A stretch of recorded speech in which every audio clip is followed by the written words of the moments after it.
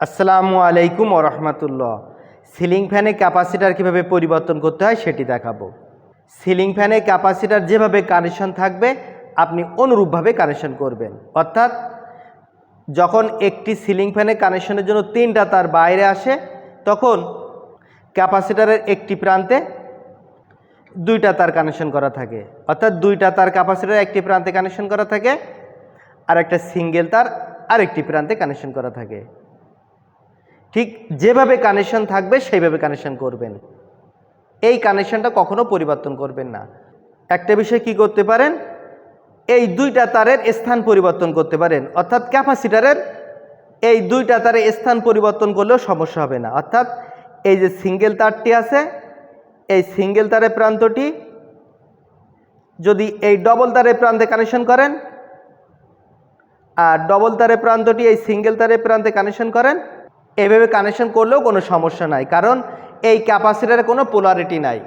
অর্থাৎ তারের স্থান পরিবর্তন করলেও ফ্যানের ঘূর্ণনের কোনো গতিবেগ পরিবর্তন হবে না।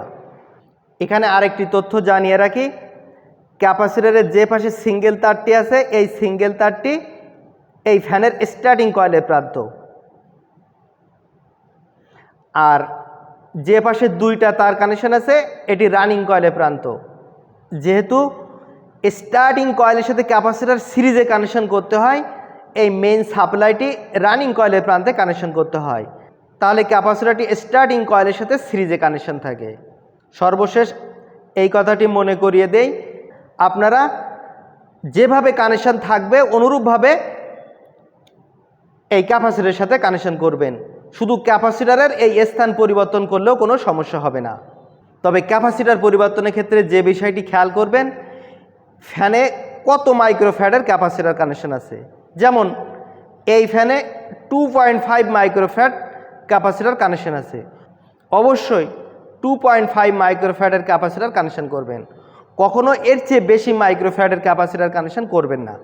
যদি কানেকশন করেন কি হবে, ফ্যান একটু জোরে ঘুরবে, কিন্তু ক্যাপাসিটারের ক্ষমতা বেশি হওয়ার কারণে এই মোটরের ভিতরে যে কয়েল আছে, এই যে স্টার্টিং কয়েল এবং রানিং কয়েল, যেহেতু ক্যাপাসিটারটি স্টার্টিং কয়েলের সাথে সিরিজে সংযোগ থাকে, এই কয়েলের উপরে প্রেসার অর্থাৎ চাপ বেশি পড়বে, এই কয়েলটা দ্রুত নষ্ট হয়ে যাবে, এই ফ্যান দ্রুত নষ্ট হয়ে যাবে। এই জন্য যত মাইক্রোফ্যারাডের ক্যাপাসিটার থাকবে, 2.5 থাকলে অবশ্যই 2.5 মাইক্রোফ্যারাডের ক্যাপাসিটার ব্যবহার করবেন। যদি এমন 3.5 মাইক্রোফ্যারাড ক্যাপাসিটার থাকে তাহলে 3.5 মাইক্রোফ্যারাডের ক্যাপাসিটার ব্যবহার করবেন। 2.5 মাইক্রোফ্যারাড ক্যাপাসিটার ব্যবহার করার দরকার নেই। যদি কম মাইক্রোফ্যারাড অর্থাৎ 3.5-এর চেয়ে 2.5 মাইক্রোফ্যারাড ক্যাপাসিটার ব্যবহার করেন, এই ফ্যান সঠিক স্টার্টিং টর্ক তৈরি করতে পারবে না, ফ্যান ঠিক মতো ঘুরবে না। এই জন্য যত মাইক্রোফ্যারাডের ক্যাপাসিটার থাকবে তত মাইক্রোফ্যারাডের ক্যাপাসিটার ব্যবহার করবেন। ভিডিওটি ভালো লাগলে লাইক করবেন। ভিডিও সম্পর্কে কোনো মন্তব্য থাকলে কমেন্টে লিখবেন, আমি উত্তর দেওয়ার চেষ্টা করব। আবার দেখা হবে। আল্লাহ হাফেজ। আসসালামু আলাইকুম ওয়া রাহমাতুল্লাহ।